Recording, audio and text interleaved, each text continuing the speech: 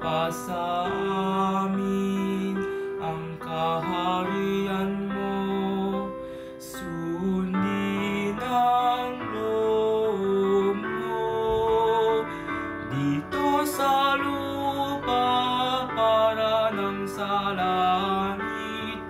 Bigyan mo po kami ngayon ng aming kakanin sa araw-araw, at patawarin mo kami sa aming mga sala, para ng pagpapatawad namin sa nagkakasala sa amin.